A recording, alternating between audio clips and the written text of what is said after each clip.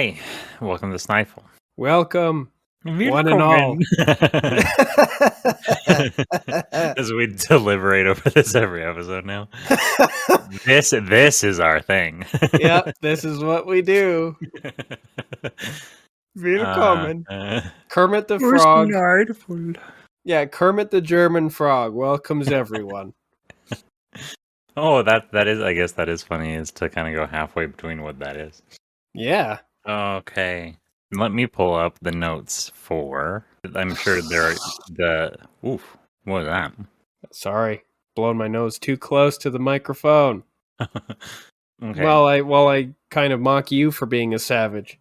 Well, I'm being a savage, yes, and chewing on the mic currently. You don't chew on the mic. You chew on the scenery.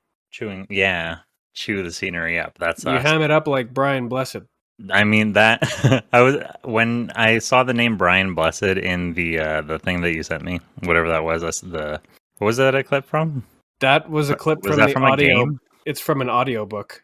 Oh, okay. I saw the name Brian Blessed and I got excited because I know him from like panel shows. I like Brian Blessed, and then I couldn't actually finish the clip, and I can't imagine listening to a whole book being read at that like level 11 of epicosity. The super ham. Yeah. It's just too much ham for any one project. I listened to about 15 minutes of it, of a fight scene between this character voiced by Brian Blessed and another character who is also voiced by somebody who put way too much energy and enthusiasm into their character. This is actually a very funny idea now. And there were so many fight noises, and oh my gosh, you could tell it was definitely a book because of how often they stopped fighting to monologue at each other. I like this idea, actually. Christopher Lee and Brian Blessed and that'd be fabulous. What's his name? Jonathan, the three-name guy from Indiana Jones and the big guy. He plays Sala in Indiana Jones, but he's also, isn't he in Lord of the Rings or whatever? You want Gimli? Yeah. Him. Anyway, a bunch of big voice guys in a room together, and they can't turn it off. Yeah, and all they do is continually talk over each other on an endless loop until the entire place is just thundering. The building collapses, all of the windows like explode out. It breaks reality. The foundations of the building start to collapse. It all just like sinks into solid dirt. Their voices turn it almost liquid in its permeability that just sinks into the earth. Oh, that's funny. At a certain point, yeah, their voices hit a resonance that just like creates a time dilation or something like that. Yeah, everything starts becoming kind of slant and everything starts like shimmering and melting. It turns into a Salvador Dali painting. Oh yeah, it just gets all melty. But I posted that mostly just because I really love the way Gotrek is boasting. I guess Gotrek isn't really boasting so much as he's just like listing off his kill list. And then he's super disappointed when that giant monster's like, you know what, I'm not going to fuck with this guy. Was there a context for that? Or just to apply to something that we were doing? Or just saying, look at this, you're just saying this is metal? I just thought it was metal. Somebody posted it to me and I was like, that's the most badass boast I've ever heard. That's the kind of thing I got to say to my dog before I give him a bath. But Gotrek is super upset when the monster decides not to fight him after all. What is Gotrek? Gotrek is a dwarf, but he's taken the Slayer Oath, which means he has been shamed in some way, and the only way to get his honor back is by dying hilariously and gloriously in battle with the most dangerous thing he could possibly fight. Okay, it's like a fantasy jihad. Yeah, but even though they want to die, they always fight to win. So, like, the best slayers wind up with huge kill counts. Okay. And Gotrek was listing off his kill count, like he's fought gods and all that shit. And this monster's like, nope, not having that. That's funny. Yeah, I'm pretty sure that's the only time that's ever happened to Gotrek, and he's super upset about it. Well, can we combine that with your Rube Goldberg idea, guy? This assassination fellow, and he lists his kill count? Absolutely. That's how we do that. But I'm not sure where the idea for this assassin came from, but it just occurred to me that we need, because I think I saw a Ricochet scene from Mickey Blue Eyes, and I was like, what if it wasn't the bullet that killed him? What if the bullet ricochets, hits a thing, and that thing hits another thing, and then suddenly the building collapses on him? Yeah, exactly. I mean, that's one degree of separation away from our Acme killer. It really is, Oh, and maybe this guy is the Acme killer, but nobody knows. we were talking about going to the island of misfit toys at one point. Maybe there's Oh, been yeah. there's been a breakout. The island of misfit toys is a prison for these oddballs, these mismatched Bill Cosby and the Acme killer, and now this guy, the Rube whatever. Yeah, he shoots Rube Gold bullets. Yeah, I guess we'll make a premise note of that. I'll remember too. Rube The Rube Gold Gold. bullets. Rube Golden Gun. Ah. The man with the Rube Golden Gun. I like how we workshop this into something that works. Rube, Well, now it's a James Bond episode. Rube Golden Gun. Does it need a description? What was the premise we were going to mix it with? Oh, the kill count. The kill count. Kill count boast. Okay, but this week, everybody, as I lop off the last 5 minutes, I have to say, goddamn, Craig is so much funnier in those older episodes that he shows up in. Oh yeah, he gets real snarky. He makes me laugh, and the sound effects and whatnot. Wow, what a golden era. Yeah, and in this one in particular, where he was talking about how he, I was born in the dark. Yeah. That must have been when we were doing that Bane thing. But for tonight's story, we are doing Craig's Rebellion. I forgot how this was such a gigantic chunk of where this came from. So just to help myself recall, in the last episode, we went to the space station and ended up taking off in an escape pod? We did. We even passed by Spaceman Spiff. Oh, I remember in this a now, really brief cameo, and then we were like, "Let's go exploring." And it was Right. it was almost a reference to the, Adventure Ever Toboggan. After. Yeah. And then we're gonna summarily ruin it at the beginning of this episode. Yeah, so does this episode begin with that same spark of excitement and optimism then? I think it should. The more we put that spark of adventure in there, the funnier it'll be when we snuff it. I'm thinking of music very similar to What's This from Nightmare Before Christmas. Bum bum bum bum. Oh yeah. Like that level of optimism. Oh yeah. And we're all excited about the adventure that we're going on, and immediately that is like cut by like a siren and lights flashing off, because that's how this starts, right? Don't we have a breakdown? Well, I was thinking that the ship works okay. I was thinking that we're flying, and I mean, Craig is already mad at us because we've lost him his job at Abaddon now. Right. For sure, he's basically turned traitor on them at our behest. We forced him to. Gigi forced him to.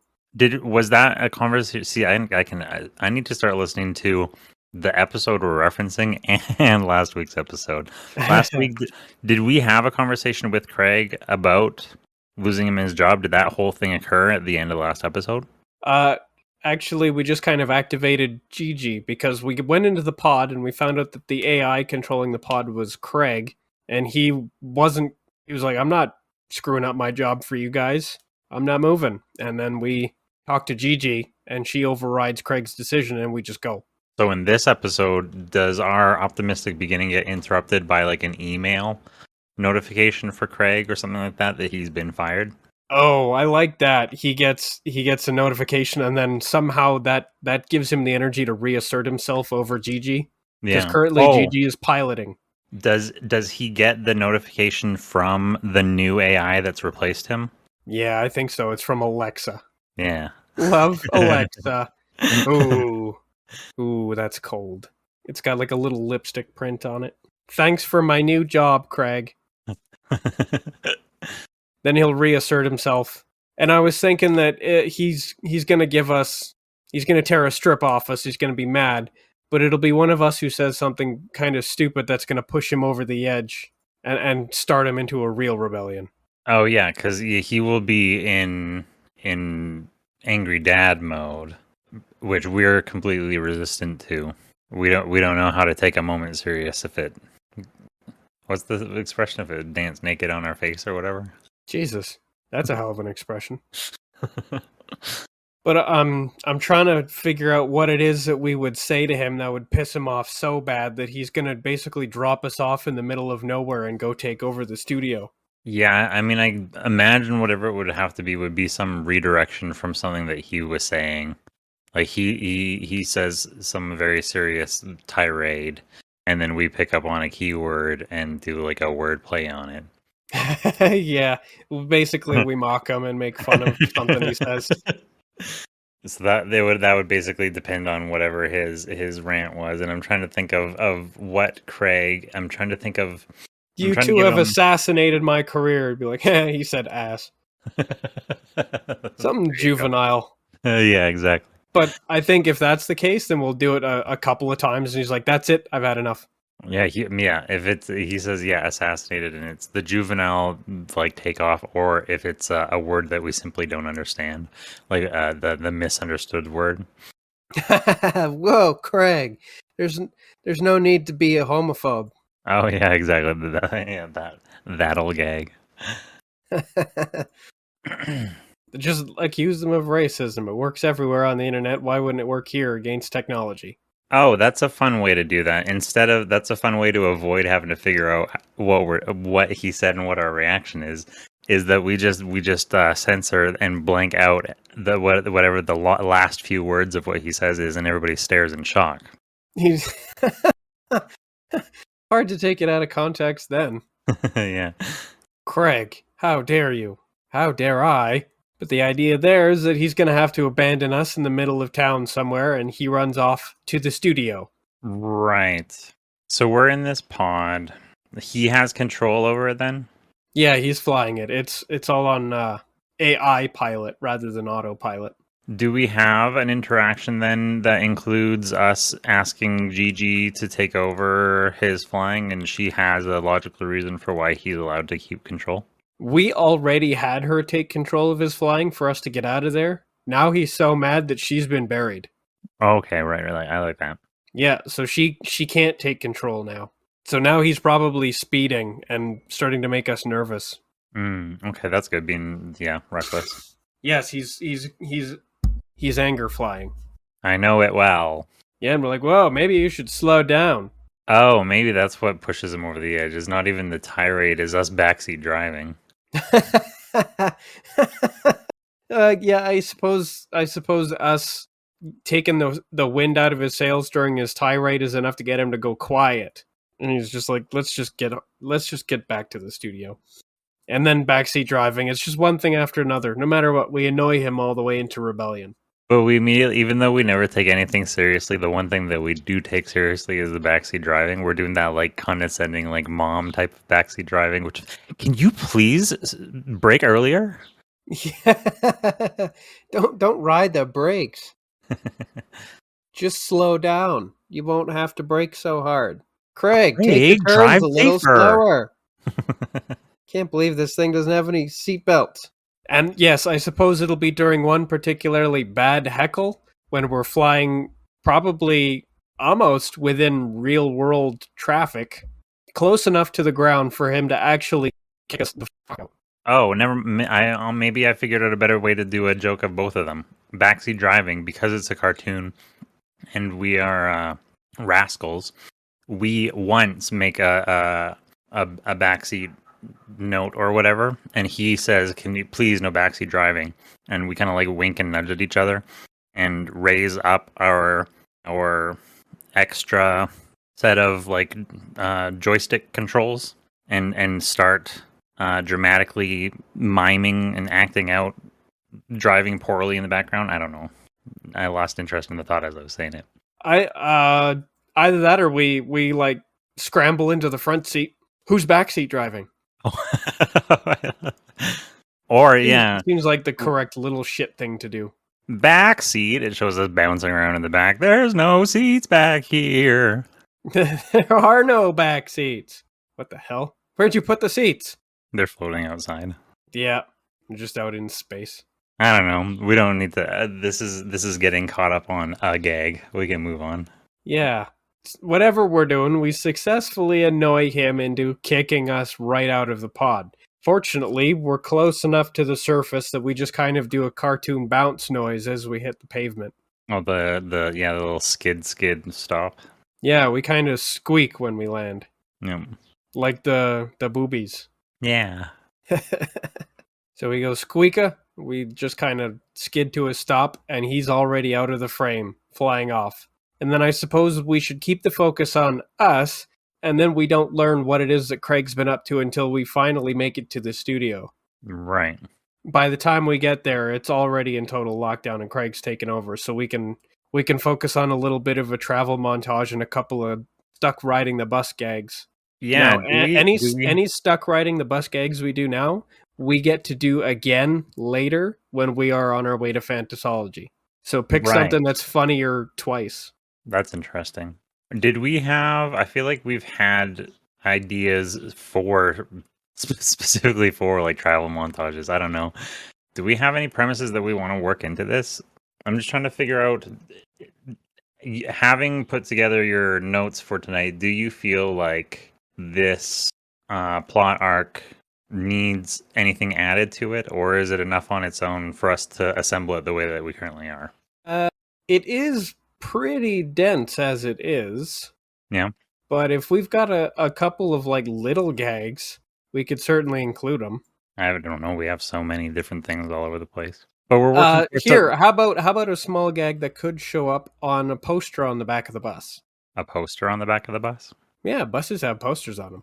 They do all over the place. We have many ads. Oh, it's an ad for the what's it called? The inviting hole. The onion inviting hole. It's dripping in grease. Inviting hole. Yeah. It's a ring that's dripping in grease. There's probably now ads for Mackie all throughout our world. There's just a big Mackie billboard in the back. Oh, we could certainly do that. Our benefactors. I don't see why not. We are technically sponsored by Mackie now. We are. So Yeah, maybe yeah, it's a big Mackie sign, and on it says "You on the wrong kind of sour." Which technically one of us is probably. Oh yeah, probably. Okay, so yes, travel montage. So are we taking a bus? I can't remember what is this the episode that we had a taking the bus Yes. discussion Yes, in the it first is. place? Okay. I think it is. Okay. It was very brief, but I think we can fit in a travel montage where it's once again we're hoofing it in a couple of bits, and then it transitions between us walking and us sitting quietly on the bus. Yeah. But all the bus scenes are probably like protracted and just like bus noise, but otherwise it's Chekhov's alley, longer than necessary. It's like I think I sent you that that CGI challenge compilation where it was like 300 different single shots of like a journey. Yeah. Yeah, something kind of like that. It'll be our long extended journey. Yeah. So during walking scenes, you can have like some kind of travel montage music, but during the bus scenes, no music. It's just bus noise, just road noise and the engine, and us kind of looking a bit forlorn. Maybe at some point we are on a bus with some sort of dramatic scene being acted out, so that noise is in there. It's isn't that Bob Odenkirk movie Nobody? There's a fight on a bus. Yes, we can have a fist fight going on. Scene. Oh, I think it would be really funny if we're sitting at the back and just kind of watching Bob Odenkirk get into a fist fight. But instead of beating the shit out of a bunch of hoods, it's actually just Bob Odenkirk, and they kill him. Oh my god!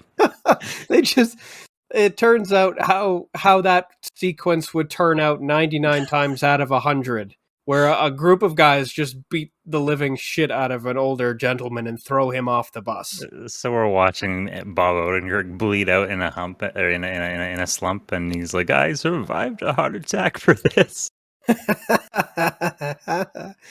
They probably throw him right off the bus. He falls he crumples into a heap in a dumpster. That's brutal. We love you, Bob. Absolutely. Just want you to know that. Inspiration. But I think we both know that 99 times out of 100, that scenario That's would not how end with that the fight guy goes. getting his head caved in. Yeah. We only roast the ones we love. So the bus takes us to the studio then? Yeah, I think the final bit of the travel montage will be the bus driving off into the horizon with the marquee sign on the back of it, and then we can immediately transition into it us then getting summarily thrown off the bus by the same bullies right in Oh, front of the studio. I actually like that. If the bus ad is the whole wrap, it's a wrap around the whole back of the bus. So it Oh, looks like that yeah. it's the sour apple, the manzanita, with the exhaust pipe coming out so that the plume of smoke comes out of its mouth. Oh, that's perfect. We threw that one in for free. Yeah. Okay. You on the wrong kind of sour. And we look up at the studio and it looks different. Does it immediately look, is there like a clash of lightning or whatever? I think it's probably going to have like security cameras on the corners and stuff, like outside near the doors. It's going to have bars over all the windows. Oh, I see. Yeah. Like the place is in total lockdown mode. It's going to look like peach trees from Dread. Oh, I was going to say it looks like Equilibrium. That too. Like just pick your dystopian future lockdown building. They're all the Yeah. same.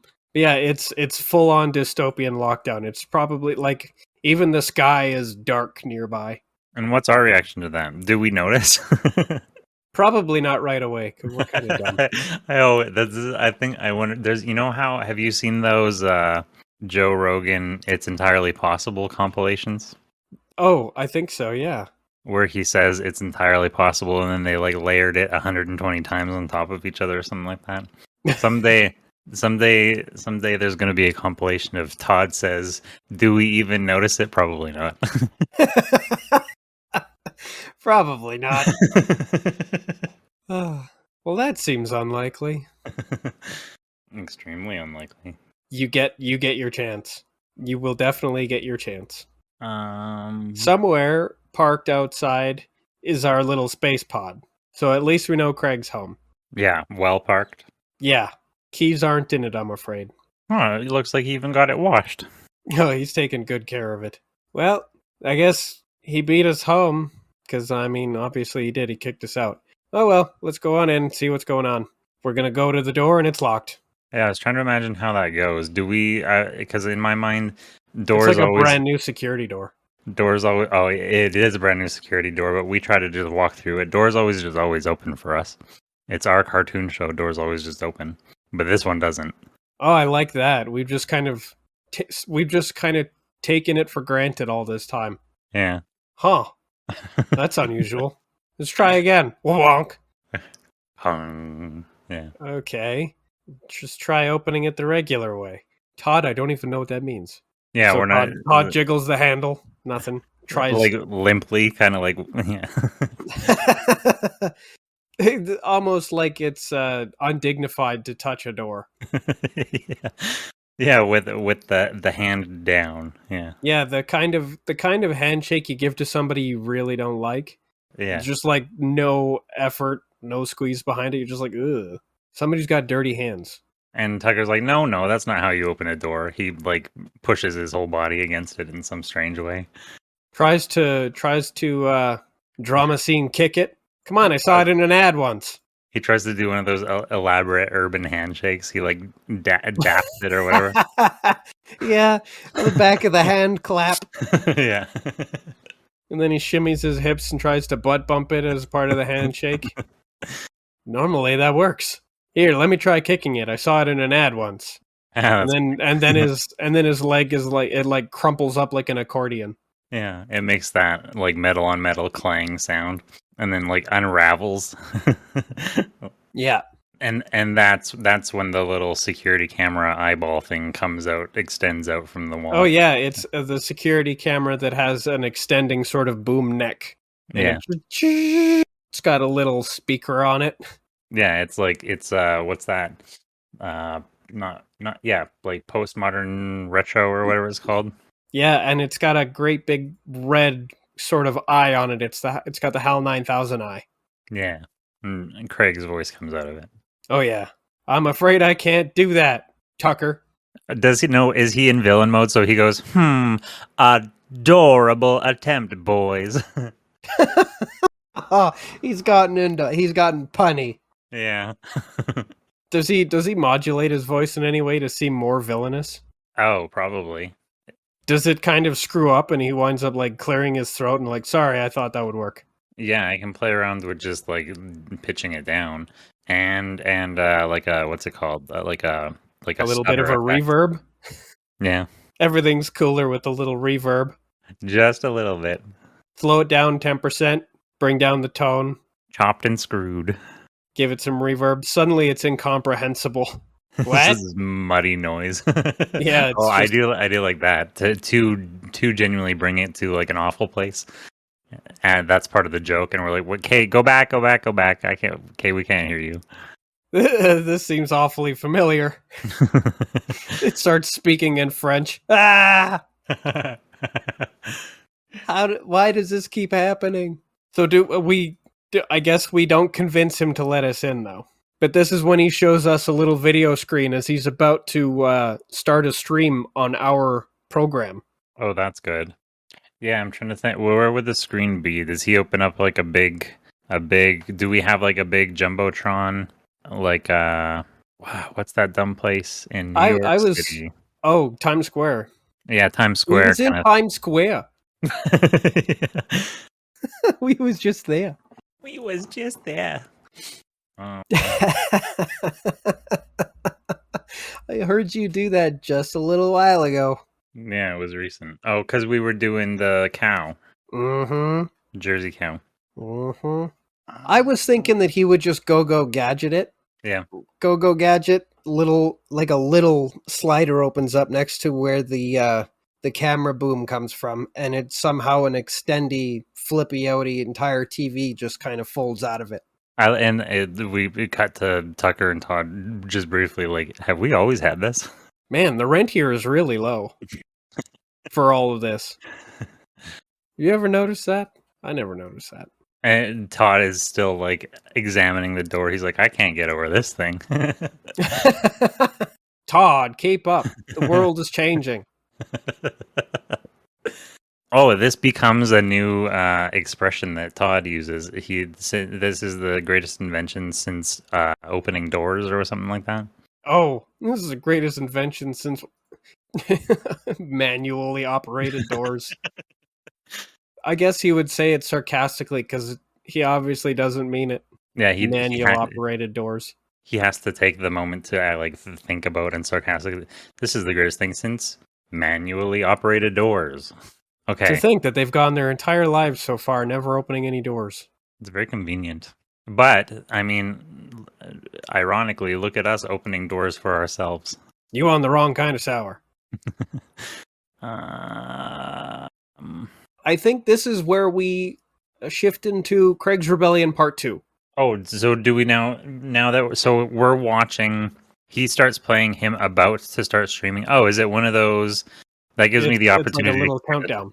Stream is about to start, yeah. Yeah, it's got that little little bit of background music. It's just a flat image, just says stream about to start. Stream starting soon. Yeah. It's like, wait a minute, that's our show. Oh yeah, it's got our like logos and stuff rotating around and whatnot. But they're like scratched out. Oh, yikes. Yeah, it's got our theme song, but it's like all sort of digitized in like a computer guy way, the way Craig would do it. And our images have been pixelated and kind of scratched out. And then this is where you got to do your welcome to the Tucker and Todd show, which is now just the Craig show. Ha ha ha ha ha ha. Ha ha ha ha ha ha ha ha. I remember that happening at one point. That's a early one. Yeah. That was that. Yeah, if I recall, that was actually us discovering and having the idea to have a Craig. Well, yeah, we started playing around with the computer-generated voice. Mm-hmm. Wow. Okay, so it's the greatest invention since manual-operated doors. The shift from Craig's Rebellion Part 1 to Craig's Rebellion Part 2 is then to his perspective. So part one ends with him showing us the countdown, and then we shift to inside the studio, him recording his first stream or whatever. Yeah, it either shifts into the studio or the perspective enters the TV screen, and then we watch it from there, like we as if we're in the studio watching him. He's at our recording area and everything, all by himself. Is Stan in there? I think nobody is in there. Oh yeah, does that mean Stan's outside? He's been kicked out. Stan and Cody have like a little campfire, or they have a little garbage fire going outside. Oh, they're in the back alley with a little garbage fire. Yeah, they got thrown right out the back. They've got fingerless gloves. They're dressed like Mr. Fagin or whatever. Oh, they've gone full American hobo. Yeah. They've been out in the street for less than an hour. They've already gone full American fantasy hobo. Cody saw it in a movie. He would have. Stan had the costumes because, I don't know, he role plays. Stan just like snaps his fingers and he's in whatever costume he wants to. He's weird. Fantasy bear. Yeah, he just has the way. Okay. So do we hear a cough and that's what prompts us to look around the corner? And there it was. Oh, I like that. Yeah. We go, maybe we hear like a garbage can get knocked over or something. That's always one of those standard alley noises. Yeah. A cat comes running out. Meow. A possum comes running out. Tucker's like, Daryl? Uncle Steve? Jerry?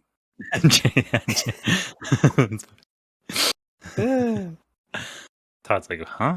Never mind. I thought I recognized somebody. Yeah, no, that wasn't him. Totally different haircut. Looked kind of like him though. And then we hear another alley noise. We come around the corner. They're sitting there. Now we hear somebody impatiently clear their throats, as if now we're wasting time. Where's Jay? Is she at the motel still? Is that going to be a scene that we cut to at one point? Her sitting with like she like has been doing her nails or something. Oh, maybe she's still LARPing. Still LARPing. That's what she was doing in the last episode. She was still in the motel, just kind of LARPing with herself, trying on different hats. Oh, yeah. She's still just enjoying her day off. She thinks that we've just been like off doing our own thing. Well, I mean, technically, as far as she knows, we are still over at Abaddon. Right. Oh yeah, because she saw us on the news, right? She saw us. She sent us over there. She saw us. Yeah, that's funny. She has no idea that we've been laid off. It was a very fast cycle. Yeah, well, Abaddon has really high turnover. True. There's no Asha in space. So we get an impatient throat clearing and we wander into the alley and we find Stan and Cody over a little garbage fire. Gone full hobo. We ask them how long they've been out there. I don't know, 40, 45 minutes? Yeah, Cody looks at his non-existent watch. I don't know, 2 episodes of Jeopardy? It would make sense that that's just how he measures time. Yeah. Our little TV mic. Or half mic TV, half of Caddyshack. Yeah.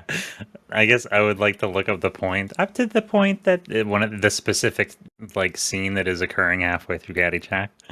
Oh yeah. He marks them down to like specific scenes for sure. Yeah, the candy bar in the pool scene. I have no idea what that means, Cody. That's time for Stan to chip in about 45 minutes. Okay, I like that. Yeah. Oh, I like that. That Stan translates. I like their little Han Solo Chewbacca thing. Or I guess C-3PO R2, whatever. Yeah, one of those. Same dynamic. Tall, cranky guy, shorter guy with a good sense of humor. Yeah. Short, cute sidekick with more personality. Yeah. Sorry, Chewie, but I don't think I'm telling you anything you don't know. I can't do this thing. I can't do it either. If you can't tell, I'm not an expert. Oh, okay. We drag them around. We're gonna drag them around the front to watch the screen with us. Have you seen this? Yeah. Oh, actually, maybe we should try the back door first. It's the exact same situation as the front door, though. Are you sure you don't want to jiggle on the handle a little bit, Todd? Jiggle on the handle? Like a peasant? Yeah, I was thinking. Yeah, we go around to the back and give it a couple kicks and shoves. Come around. Who came up with these? Doors. All they really do is stop me from being places. Oh, we said, wait, I have an idea. We run over to another building, leave the building across the alley, and open a door there, and then close it, and then look expectantly over at the building. And whichever character, I don't know, Stan says, "What are you doing?" So it's like, I don't know. I heard that when God closes one door, he opens another. I thought it might work. God's not listening. Oh, it cuts to God. God's got his like 1991 RCA headphones on. He's dancing to boom, boom, boom, do do do do do do do. Oh, nice. God's jamming. He's not paying any attention. Nah. Oh, God's jamming to Sugar and Bones. That's awesome. My stomach is a graveyard. It's his favorite song. Well, Okay. we thought it was worth a try. Didn't work. Might as well just see what Craig is up to, so we can go drag our boys to the screen. And so are we watching him immediately tank it? Yeah, it shows like a viewership number on one side or in a corner somewhere, and his numbers actually average higher than ours immediately. So we'll be kind of upset. We'll be jealous. He's doing a better job than us. It's his first day ever, and he's already attracted, I don't know, double our numbers. The fuck? How does he have 1,000 viewers? I don't know. This is time for Craig to try and tell a joke, but it's gonna have to go down about as well as our washed up comedian. In fact, maybe he should be Craig's first guest. Oh, that's cool. Yeah, my first guest host. He's got it in his head that guest hosts bring in viewers. So we've got a washed up comedian and Craig, and neither of them are funny, and we're gonna watch our viewership start to plummet. Is our washed up comedian still Burnt Chrysler? Yes. Okay, so the comedian is like, he's talking about how he can't connect with his teenage daughters and how he's gonna quit alcoholism again this week and such things. Toya. Toya.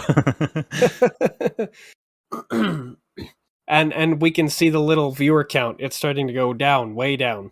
I think it should actually go all the way down so that it's in the negatives. Do we start chanting when we see it going down? Haha, you can't do it. You can't do it. Craig ruined our... Wait a minute, he ruined our stream. Ha, you ruined the show. I love that moment. Hey. Yeah. He ruined our show. He ruined our show. Todd, we're ruined. Oh, Mackie shows up and starts taking his posters off of our wall. I ain't got no time for no washed up losers. Maybe if you could get a view count above -10. How's that even possible? Oh, no, that's when Tucker says that seems highly unlikely. That seems highly unlikely. Negative view counts, that seems highly unlikely. Eyebrow waggle. Don't you start. Yes, Maki takes down all the posters and leaves, and I guess now we open up our wallets and like flies come out. You know, like a single moth. We're ruined, Todd. It's over. I like that. And Craig is going to get basically booed off the stage. I have to assume that our washed-up comedian once again attempts and fails suicide. Oh, are we still seeing this occur? We're watching the screen from outside. This is what we're seeing on the webcast. Yeah. We see Craig go off screen, and then we see the shoes dangling or whatever, and then the thud to the ground. Yeah, the rope snaps. Do we make a deja vu reference? That was an emotional roller coaster. Haven't heard that one in a while. At least 2 episodes. And I suppose yes, Craig has gone off the screen. Eventually that stream is going to be shut down, but probably not by his hands. It's going to be whatever service he's operating on just like terminates it.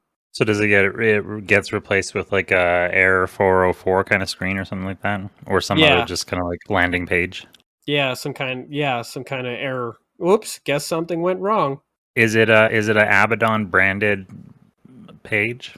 Or no, never mind. I was trying to make connections that are not necessary. Now we're definitely not going to get Abaddon Prime. I see here. He gives up on the what was our Twitch again? Our Twitch? Oh, Spasm. Right. Spasm. Aw, he's going to get our Spasm account deleted. That's okay. That was the thing. It was a pain in the neck anyways. Not bad. Yeah, 4 out of 10. Yep. Yep. I wouldn't kick it out of bed in the morning. Craig gives up on the takeover and flees with the Abaddon spacecraft. So do we see that immediately? I think we're gonna be staring at the screen, dumbfounded in like disappointment and terror, and then we're gonna hear the engines on that ship start up. Does one of us have to explain the consequences of what just happened, or the implications of what just happened to the other? Like, we don't both immediately understand that Craig ruined our show.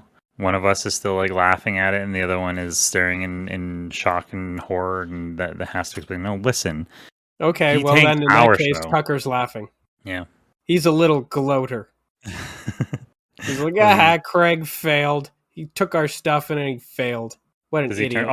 he turns to give Todd a high five, but Todd leaves him hanging. Don't leave me hanging. Oh, yeah. Craig failed. He took our stuff and he failed. Come on, give me 5. Come on. Don't you realize what this means, dude? Yeah, it means Craig's an asshole. Craig's we an win. asshole. He loses. Yeah. Put it there. So, today, Tucker's the enthusiastic one. Yeah, what did you take?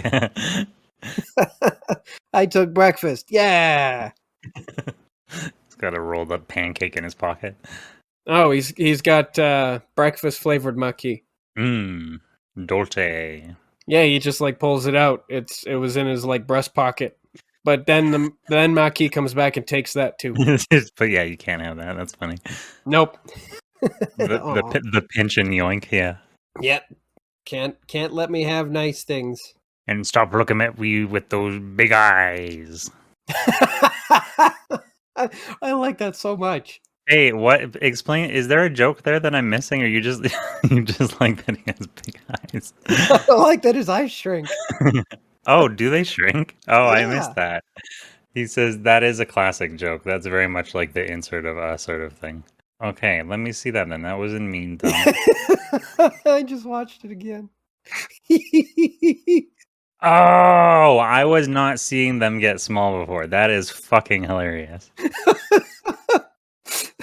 Comic genius. That is so funny. Stop staring at me with those big old eyes, and they're scrunched. They're just small. Yeah. He doesn't stop staring. He just has smaller eyes. Brilliant. Oh, it was perfect. I feel like that is our sense of humor, though. If we didn't come up with a big eyes become small eyes thing, I feel like at a certain point we do have a visual gag like this. Yeah. A literal interpretation. I think that is us. Yeah.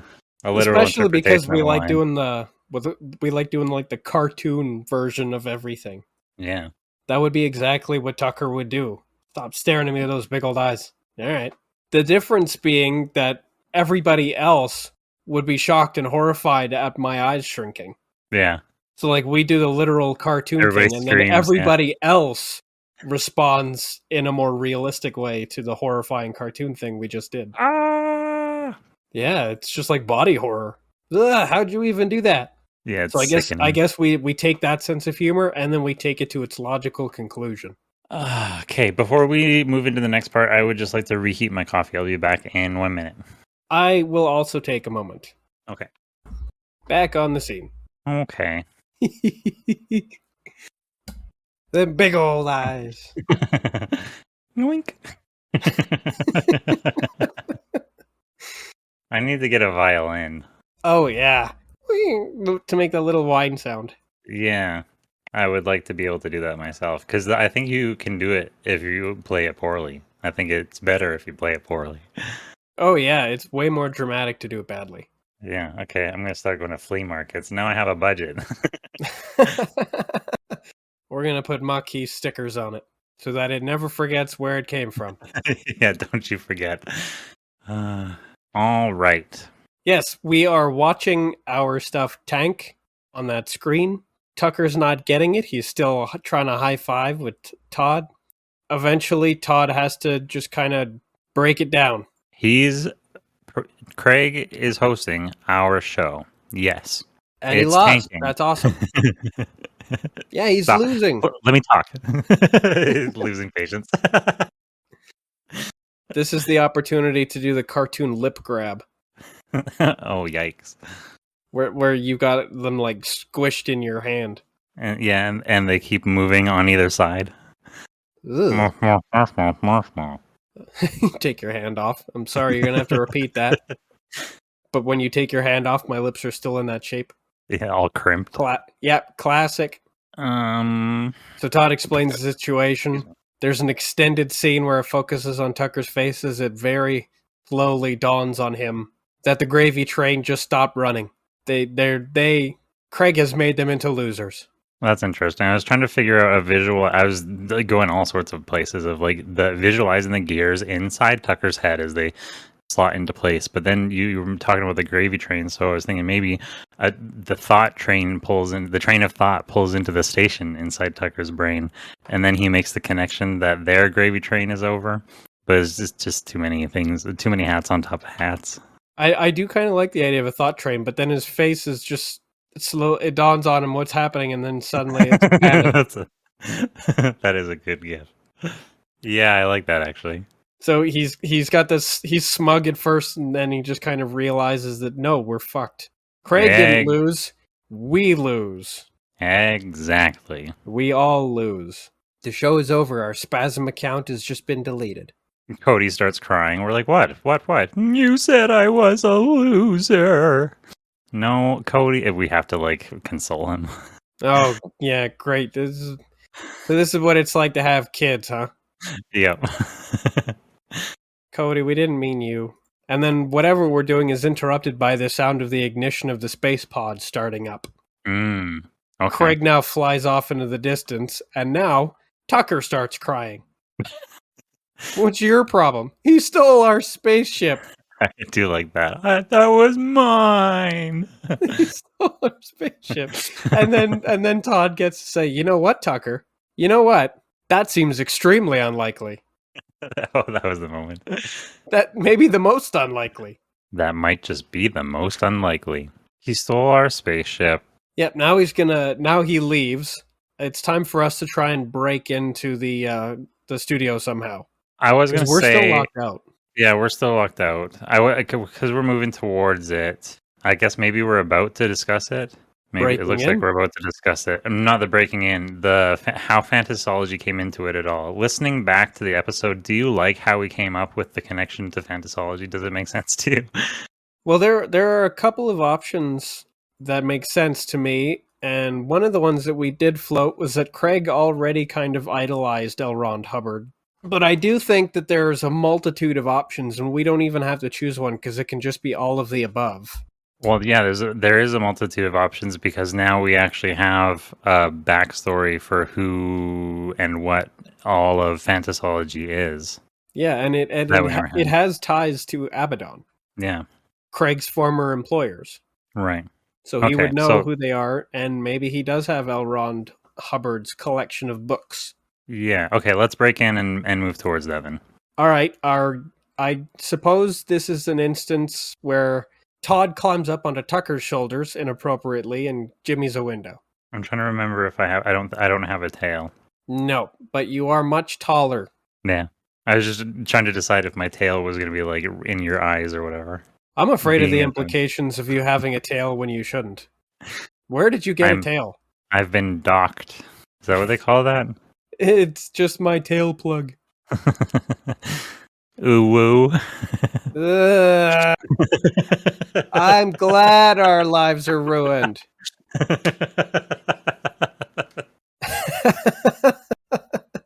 I wish he killed us. I'm not the kind of girl that says that ooh woo shit, okay? It's over, Todd.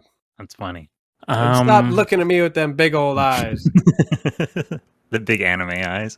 They become normal. Yeah, they just become normal.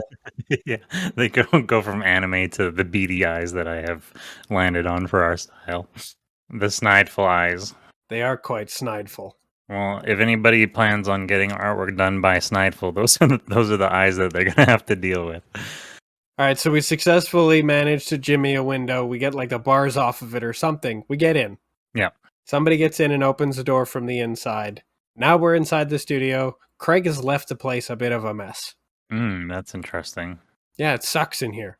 Well, I was gonna say, like, you know how, like, is there like tech? Is there tech fungi taking over the walls? Sort of. Uh, There's circuit boards. Interesting. There's circuit boards crawling up the wall in patches. The studio's being assimilated, Yeah. like Cartman's Trapper Keeper. Hartman's Trapper Keeper. Is that the Barbara Streisand episode? No. 12th episode of the 4th season, not Craig. Cartman gets assimilated by his own Trapper Keeper. Oh. It's a reference to both 2001: A Space Odyssey, because he goes full HAL 9000 on the inside, but it's also a reference to an anime film. Okay. Ghost in the Shell. Or Ghost in the Nope. Machine, whatever it's called. Not that one. Akira. Correct. Okay. Because Cartman goes full grotesque, bulbous monstrosity. I remember that. Okay, you know what? I have conflated that and the Barbra Streisand one. They're they have similar monstrosities. But yeah, he goes full Akira and HAL 9000. Yeah. Well, then maybe that's something that we should build towards Craig doing a little bit of. Well, it's already happening in the studio. It's starting to get all assimilated by his technology. Yeah, I like that. He's been left to run amok, and this is what happens when Gigi doesn't keep control over him. And we're like, God damn it, we just had this place renovated. Yeah, no kidding. What a bummer. It's got like weird Borg circuit shit growing up the wall like it's moss. It cuts to our insurance handler's office, and the guy's getting like a bulge in his pants. He's like, my insurance sense is tingling. Oh, I like that. I'm getting such a clue. Yeah, my deductible sense is tingling. Something's happening. Something terrible and excellent. Yeah. My premium is rising. Turns out that's also covered in our insurance plan. Self-inflicted arson and bizarre robotic assimilation. Yeah. This is a really comprehensive plan.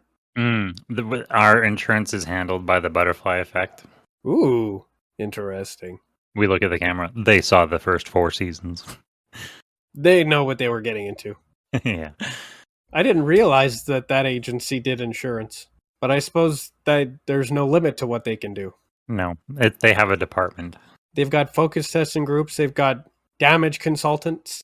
They're sort of like, well, I mean, they were this gigantic compound that we only saw like a little corner of. We have no idea what they have their hands in. They've got loss prevention specialists, retrieval experts. They make pianos and motorcycles. Yeah, we need a motorcycle. Yeah, well, we should have a Ghost Rider character who's an actual ghost. Oh, the motorcycle is a ghost. Oh, yeah. It's just like the haunted ghost of a motorcycle. It doesn't even have a rider. It just like vrooms around on its own. Is it an old Victorian motorcycle? Interesting. We'll have to put a pin in that. Yeah, right. We got to work on we're in our assimilating studio. Yes, we're in our assimilating studio. We're looking for any clues. And I guess we're going to start trying to peel some of this stuff off the walls. It just goes back where it was. We just get tired of dealing with it and just let it do its thing. We'll get straight women to deal with this. It leaves us alone, but it does definitely continue to assimilate the studio. She can straighten this place out. Ooh, if anybody can, she can. If we pause for a moment to kind of like look off wistfully and sigh. Oh, maybe that's when it cuts to the scene of her in the motel, still assuming that we're hanging out. Oh yeah, she has no idea that we're in trouble and anything. She's just like listening to. She's got headphones in and stuff. She's just like dancing around in place. Yeah. Oh, she's listening to Goodbye Horses. She's just having a great time at home. Maybe the news is playing on a TV behind her where she can't see, and it's like UFO spotted. Oh my god. Would you fuck me? I'd fuck me. But I think in the background there's a TV and the news is on and it's talking about how there was a UFO spotted. A UFO, okay. Yeah, the TV space pod. The TV at the studio? At the motel. She's still in the motel room. The TV is on. It's this kind of scene. There's stuff going on in the Right, background. right. Totally oblivious to it. Most of the Stan Lee cameos from the past few. Yeah, exactly. Um, So okay. it's just a brief segue over to her. We can kind of slightly hear her music coming through the headphones. The news is on. Breaking news: UFO spotted. Blah blah blah. So, and then we go into the news. Oh, interesting. We go into the news and we immediately follow the UFO to Fantasology headquarters. Oh, cool. Is like a news helicopter camera following the UFO to Fantasology headquarters? I think it gets shot with like a green laser beam, and it's gone. Oh, okay. Like Mars Attacks levels of unprovoked violence. Okay, from the news perspective, and then to caught up with Craig doing his thing. Yeah, the news perspective is very quickly destroyed. Okay, I like that. And then they don't pursue further. Okay. Whatever these guys are, they want to be left alone. This will be the one time the news obeys that. And then yeah, there's probably either a really quick montage of Craig jacking into their systems at Fantasology, or it lands nearby or crash lands directly into the building or something, and then it can immediately transition back to us because we're gonna have to get some kind of alert or distress signal sent from Gigi. Oh, okay. Because we have to spend the third act of this rescuing Craig. Right. Yeah. So yeah, crash landing or one of those like, please provide credentials, like prepared to be tractor beamed. I like that. I think we already did establish that the top of the Fantasology building actually has like an opening hangar. Yeah. So I guess that's where he goes. It just opens up and the pod enters, which is another opportunity to do the weird sperm and ovum thing if you want. We did that last episode with the space station. We did. We can do it again if we want to be filthy. But once the hangar doors close, we're going to transition back to us, and maybe we get an email and a text and a phone call, and it's just like everything starts going off at once. Because Gigi knows us and knows that that's the only way to get us to pick up the phone or anything. Oh, that would be kind of funny if it is a series of different messages referring to like the last one before. So there's a different format on each different format. It refers to the one that she knows that we ignored previously. Yeah. If that makes sense. We ignored the text, and so the email says, I know you ignored the text. Please like open the mailbox. The mailbox refer like to the one before, and so forth. As per my last email. Yeah. But yes, she definitely knows us, so she knows to send messages in bulk to every system. I was gonna say we ignore them all, and then we sit down to have a snack. And on the back of the milk carton, there's an alert from Gigi, and that's the one that Tucker's eyes go wide and go, "Dude, they have Craig." Well, we know they have Craig. We don't want him back, do we? What is the prompt from Gigi? Well, it's definitely a call for help, because Gigi is now... Craig has been plugged into the Fantasology computer system and is basically being used as like a customer support bot. It's degrading. I suppose we have to assume some kind of passage of time. But Gigi wants out of there, and Gigi has managed to reassert herself enough to send messages to us. Oh, how much of a passage of time? Let's say a day. A day from when we were last in the studio peeling stuff off the wall? Yeah. So it's the next day, and we receive an alert. What are we doing the next day? Are we in some level of normalcy and ignoring the assimilating building, or are we? I think we can wake up and it's like assimilating our blankets on our beds. That's kind of funny. We wake up and climb out of the blankets awkwardly and narrowly avoid being fully assimilated. As soon as we get out of the beds get assimilated. Yeah, I like the idea of being just like discuss. Like, I do not like this. Are we gonna do something about this? We're going to do something about this. This cannot go on. Look at this. And so that's when we start, and that's when we start receiving alerts? Yeah, I think so. Everything starts kind of beeping and ringing all at once. And it's just, they're all signed by Gigi, and it's just, come, you gotta come over here and help us. Help me. Forget about Craig, just help me. Well, I guess we kind of do need them. Do we owe her for anything? I have to assume that Craig and Gigi have actually managed to be useful around the studio. Yeah. Enough so that we become dependent on them. Gigi especially. We want Gigi back. We don't care if Craig comes. He Or stole our maybe spaceship. she could just simply hang over the fact of our heads that if she does it, if we don't come and save her, then we won't be able to make good on our promise to introduce her to Queen Bey. Always bring it back to that. That's a breach of contract. Oh, we wouldn't want to do that. Fine, we're coming. Nah. I think our response to a threat like that would be like, well, I guess that's what happens to you then. That's not leverage. Right. But that's probably an opportunity for like her scrawny robot hands to come out of the screen somewhere and just grab me by the shirt collar. Be like, okay. You will come and save me now. Okay, gosh. Oh, she is angry. And so we take the bus. Yeah. Yeah, he stole our spaceship. So we get to do the bus montage in reverse. Maybe it's like perfectly in reverse and Bob Odenkirk flies in the window and gets unbeat up by a group of thugs. Well, that was convenient. That seems It's like the most unlikely. It's like Braid. Yeah. It's a gang of thugs pick a guy up out of a dumpster, dust him off, and let him take one of their seats. Everything turned out better than expected. Well, surely that was the most unlikely. Would you stop saying that? Gonna stick eventually. Oh, has anything happened to the Maki ad on the back? Has anything happened to it? Yeah, we had a great big rapper ad on the back. Because we've gone backward? Because Maki has withdrawn support because we're losers now. Oh, right. That's one thing that doesn't go in reverse.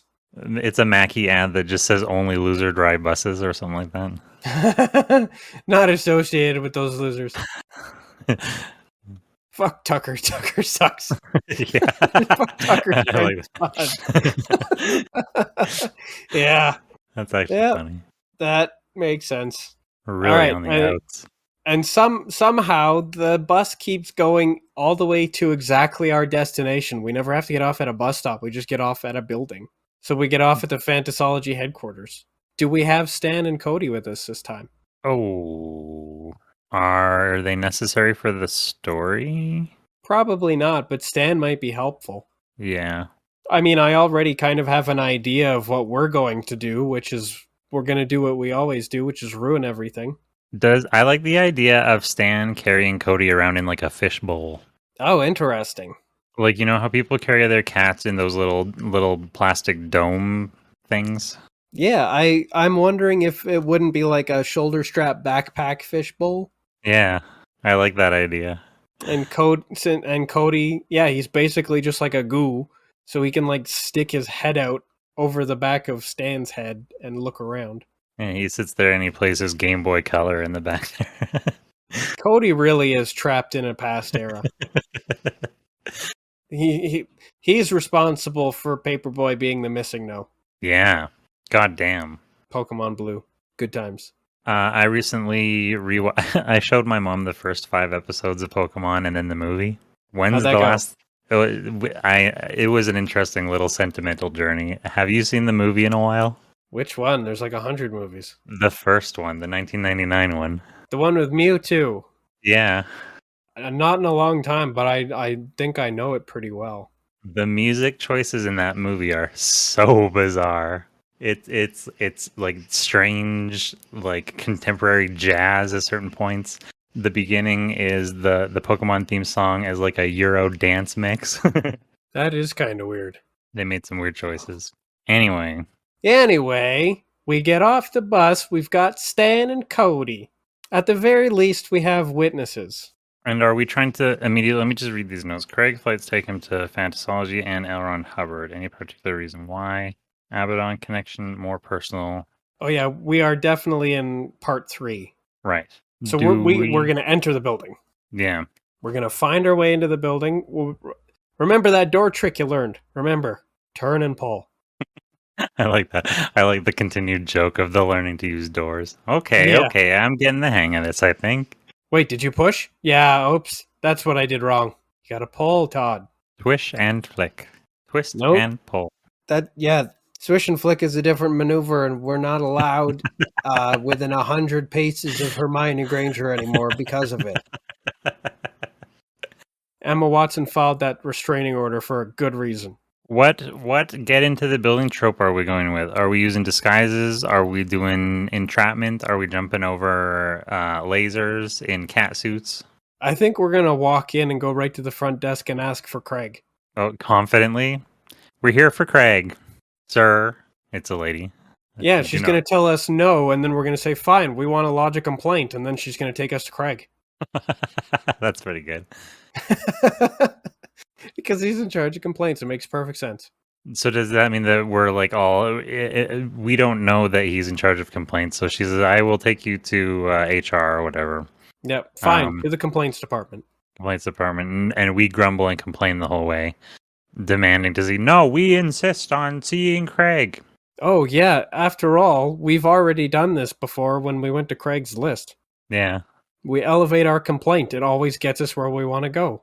yeah, it's true. This is a learned pattern of behavior. That's it. We want to elevate our complaint. We just follow our complaints. We follow our. I can't come up with a rhyme right on the thing. Yeah, and it gets us where we need to be. So we just And trust in that instinct. So we get backed into Craig's office. Craig Craig is actually in like a big computer room. He's inside of a supercomputer. Is his personality shut off, or like his firmware is like reformatted or something? His personality is kind of suppressed. He's mostly got like a number of predetermined kind of responses because now he's just being used as a complaint processing bot. So it's like for such and such a problem, press 1. For such and such a problem, press 2. Does he recognize us? No, but Gigi does. So we have a couple moments of like trying to talk to Craig but can't get through to him, and then that's when Gigi comes on. Do we call for Gigi or she just comes on? I think what we're going to do is we're going to start pressing buttons because it's like for this kind of situation, press 2, and we're like we just start hitting buttons. We're like, hey, wait, that's the theme from Funky Town. You know that one. Yeah. What are you doing, Towley? It's a theme. That's a theme from Funky Town. Because if you recall, the way that we really get Craig out of there is we basically cause this entire facility to have a meltdown. I don't remember how we do that though. We just start pushing buttons and touching stuff and doing what we do. Wherever we go, chaos and destruction follows us.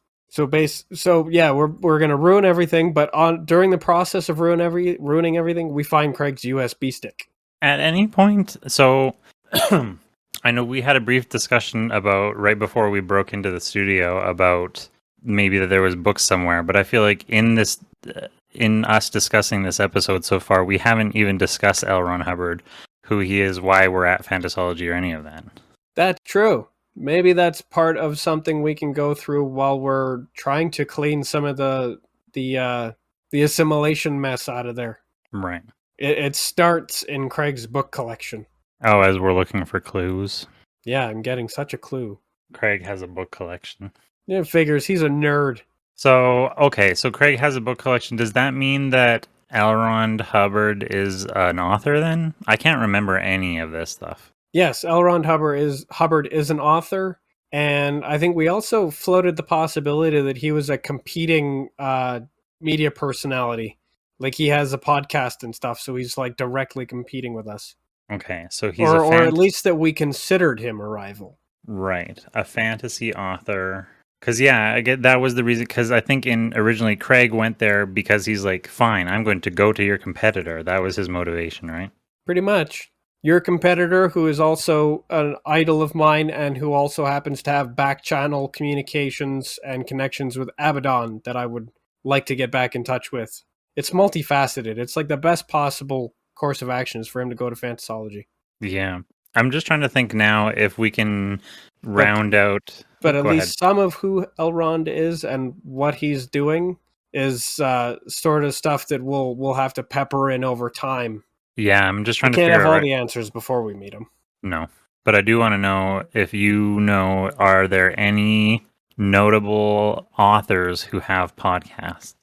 I have no idea. That's the one you're supposed to know. Yeah, the only one I can think of is John Green, but he's not a fantasy author. But I'll think on that because it would be I like John Green. So do I, and Hank Green. I like Hank a lot too. The Green Boys. They do Crash Course and SciShow. I like that a lot. Yeah. And anyways, we're pushing literally every single button until we find one. Right. That also seems kind of to me to be a very Tucker and Todd move. Is they just start pushing buttons. Try that one. No, how about that one? How about that switch? Just start hitting all of them. See what happens. If we were stuck in a flight simulator or something, or we were responsible for flying a plane, that's what we do. We just touch everything. Oh, is that when it cuts to the CEO, like the boardroom, and they're having like a board meeting, and some aide comes in, like a light flashes under the desk at the end of the table where Elrond is sitting? Sirens start going off. The sprinkler system activates. Well, I was thinking maybe it starts off subtle, and like an aide comes in, whispers in his ear about how something's wrong. Something's wrong, and then everything starts going blatantly wrong in the room. Such an alarm has been tripped, and then it can flash back and forth between us pushing more buttons and then more things going wrong in the boardroom. Next thing you know, his desk is flipped over, and like in a floor panel, it's flipped over, and now it's like activating like automated defenses or like a little bomb shelter or something weird and quasi perverse. It's like a great big bondage harness shows up out of the ceiling. A bondage harness and a massive like oxygen mask thing too. Oh yeah, a full gimp suit. Yeah. Somebody's in it. Another possum scutters away. Yeah. But it's just like all these things are going off, and alarms and the lights dim, and then red havoc lights come out of the ceiling and start spinning. Alarms go off. Next thing you know, console starts smoking. Everybody evacuate the building, kind of thing. Yeah. One of the buttons we hit causes Craig's USB stick to be safely ejected. So we do leave with him. Oh, that's when we do the got it, run. Yeah, we probably Stan informs us that we should probably get out of here because like half of the great big keyboard terminals and stuff are starting to spark and be on fire. Do we make our way up to the hangar on the ceiling? On the ceiling, the roof. I don't think so. We definitely can't because we can't go for the space pod. We don't know where it is anyways. I think we try to just run back out the way we came. We have an encounter with the lady at the front desk. We tell her that we filed our complaint. Bye. Yeah, thank you. Very helpful. Bye. And then we get stuck at the door. No. What do you mean it's not working when you pull? That's funny. It we haven't clued into the fact that it operates in the opposite way from the other side. I'm pulling. Why isn't this working? I hate these things. Yeah, we're both just yanking on this door and screaming. And that's an opportunity for the scene to immediately shift to Elrond, panic in a huff and escaping into the space pod. How could this have happened? Whatever, it doesn't matter. It's just a setback. And as he gets in and he's about to turn it on, a dark shadow comes over him, and it's Paperboy. Damn. He came looking for us. We're going to need to have a visual reference to that at least at once then, that he was following us on the he was following us in the bus or something. Oh, I like that. He probably sees our image being made fun of on the marquee poster and sees us in the bus. He needs to show up at least once. Either that or at some point he sees us in the space pod and then later sees the news when the space pod is sighted and where it's going. Oh, yeah. Something that connects in his mind connects us to the space pod, which is why he's there at the space pod. He's looking for us. He expects to find us inside of it.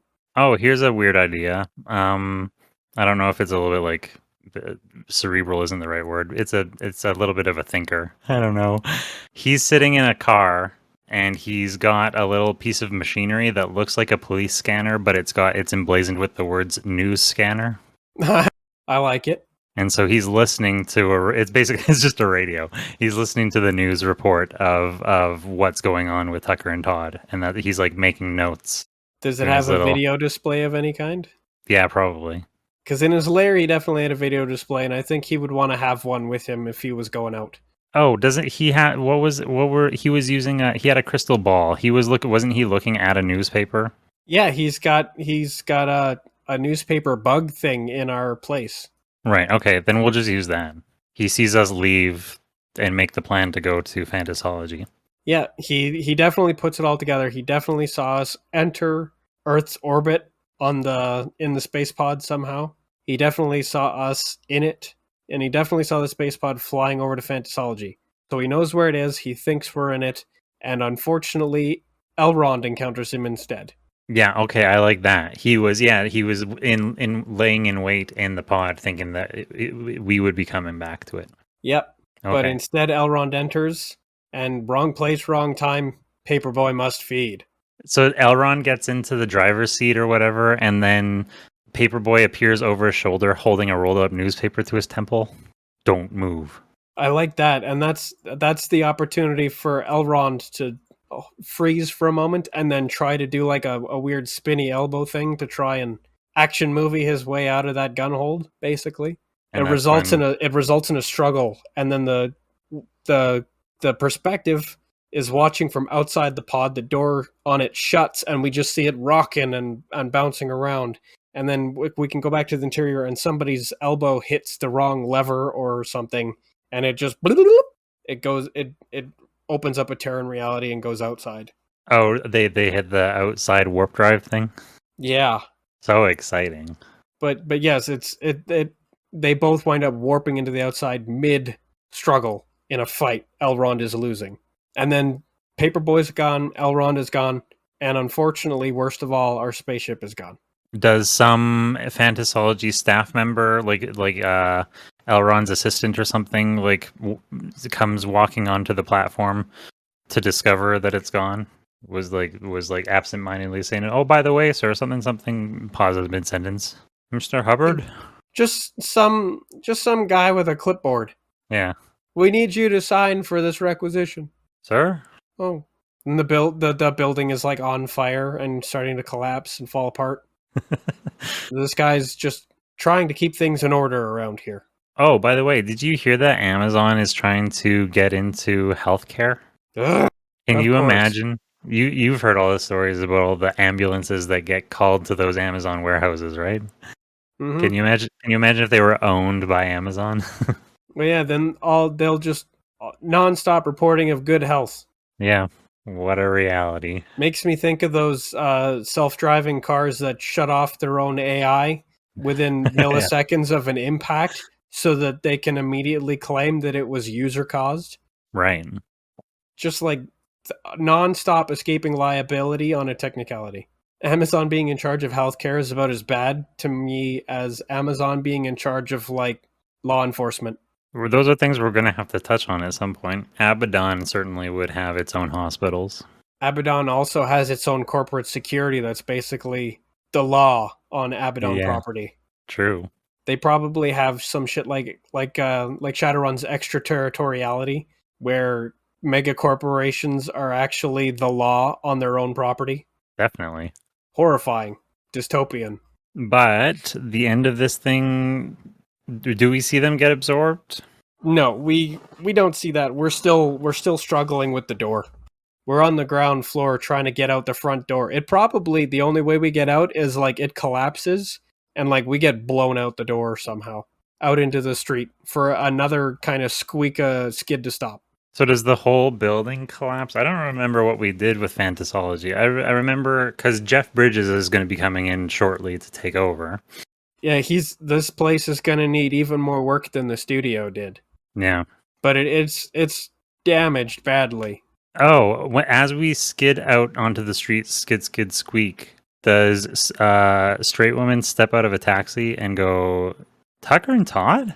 Or boys? Like she references she's coming from wherever she's coming from, happenstancely. Is she dressed up all nice? She's on her way someplace? I'm not sure. I think it would be funny if we ruined date night for her. Date night, or is she doing some other kind of like, not YMCA, but she's like dressed up as whatever profession she's LARPing as tonight? Oh, but that's actually kind of funny. If she's with Jersey Cow, Oh! or which Miranda or cow? someone? With Miranda, yeah, with a cow. Oh, yeah, it's a totally different cow. She's just got a thing now. She's now got just like a Freud was right. She's got a thing for cow people now. That's actually kind of funny if one of us is like, what is this? And she's like, I have a thing now. This is my thing now. Would she say that, or would she say none of your damn business and get back in the taxi and leave? Yeah, she would. She would leave us right next to a burning building. I don't know. That I don't think so. I don't know. I You think know what? if she's on date mode, if she's on not babysitting us mode, I think she doesn't babysit us. Probably not. I mean, last she saw us, we were alive. That's good enough. Unless we do some of her, we do some development for her, and this becomes like actual serious moment where she is looking kind of like brokenheartedly at her date getting into the taxi, and she has to have that heavy moment of like, fine, I'm gonna sacrifice my like private time and pleasure to take care of my stupid little infantile boys. To All right, come with take care me. of my grown-up kids. Yeah, my man children. That does actually kind of correspond with her. She's like, I'm afraid, gonna have to rain check. The boys need me. Duty calls. And that's when we were giggling, ha, you said duty. And she's like, yeah, off into the sunset. Immediately regretting her decision. She's like, Oh, that could be the joke, because we could play it like it was going to be a serious character development moment of she prioritizes her family over her love life or whatever. And so we do the duty thing, and then she's like, you know what, never mind. Next scene, she's closing the door as she steps into the taxi. That ruined it for her. You know what? Let's go. They'll be fine. What about the boys? They'll be fine. It cuts back to us. We're still like rolling on the floor, gut laughing. Doing the Beavis and Butthead thing, for sure. Yeah. Next thing you know, we're riding the bus again. I like that. It ends on us riding the bus. Yeah. Now this time we're like scuffed up and we're singed. We kind of look like cartoon characters who've been in an explosion. Oh yeah. Our hair's all messed up. But we've got a USB stick. We've got what we came for. Still no spaceship, but we've got Gigi and Craig. Is that the conversation we're having? Well, we don't have a spaceship, but we hold out the USB, but we got what we came for. Can't have that for breakfast. Slap it out of your hand and it bounces out the window. Ah, shit. We got to get off the bus now. And that's where it does the Looney Tunes kind of ring closes in on us. That's all, folks. Classic. Talker. Yeah, can't have that for breakfast. Whack. Wait, I didn't mean it. Wow, that's right on 9:59. But there's also room for a post-credit scene where Elrond and Paperboy are traveling through like a wormhole, and Elrond is refracting into a bazillion pieces. Oh, have you seen? Oh, would you? What was that? Was it? Yeah, it was Multiverse of Madness. You wouldn't have seen Multiverse of Madness, would you? Not yet, but I'm sure there's some of that energy in there. I think the coolest moment in the whole movie is actually there's a couple. It's a Sam Raimi film. It's pretty good for how ridiculous it is. But there's a really nice CGI montage of like rapidly transitioning through many universes within a short period of time, and all the different like art styles and whatnot. I think it would be a very similar sort of experience to that. And over the process, Paperboy is kind of absorbing some of Elrond, and then the rest of Elrond refracts and fractures into a bazillion pieces and just kind of goes flying off. The spaceship is destroyed. There is literally in Blender, there is a modifier called Decimate, which takes the polygons that a mesh is made out of, so however many squares or triangles, and it just reduces the amount of squares and triangles while maintaining the form structure, and that'll be perfect for what we're describing right now. Yeah, and then it's next thing you know, it crash lands into the outside there. The wormhole like ends really abruptly. Yeah, and it crashes. Paperboy is that's a scene where like you pan in on this smoldering wreckage, and there you can see like Paperboy's hand poking in from one edge of the frame, and then it twitches, and then everything goes black. Yeah, that's awesome. Yeah, he's still living, but now he's trapped in the outside. He's absorbed some Elrond. He's absorbed some Elrond, and therefore he crackles a little bit with outside energy. Yeah, he's absorbed some knowledge and some power. Yeah. So he is trapped, but he's not lost. That's awesome. And now he's even more primed and ready to become an adversary. He's going to have an awesome synthwave theme, Oh, yeah. his own Imperial Death March. And what I am going to have to think about is how we're going to defeat him. We need a way better, way cooler way to beat him this time. Last time we met a hermit who helped us beat him, and I still want to meet the hermit, who is basically going to be our... I know Yoda. we already have a Jeff Bridges, but this is our Jeff Bridges from the Tron movie, Tron Legacy. Mm-hmm. He's been there for a long time, and he can basically program this stuff. Yeah, I can't even remember how we defeated Paperboy. We used It's a some, 3-part like, series. yeah, we used like some stupid game mechanics. We shot him in the glowing orb. Oh, You right, know, right. Yeah. The telegraphed weak point. Yeah. Look, he even stopped and presented it to us. Between his fight pattern, we can do better. We have been doing that. We've consistently been doing better. Yes. All right. Well, sick. Yeah, I think that is all, folks. Doo-doo-doo-ba-doo-boo.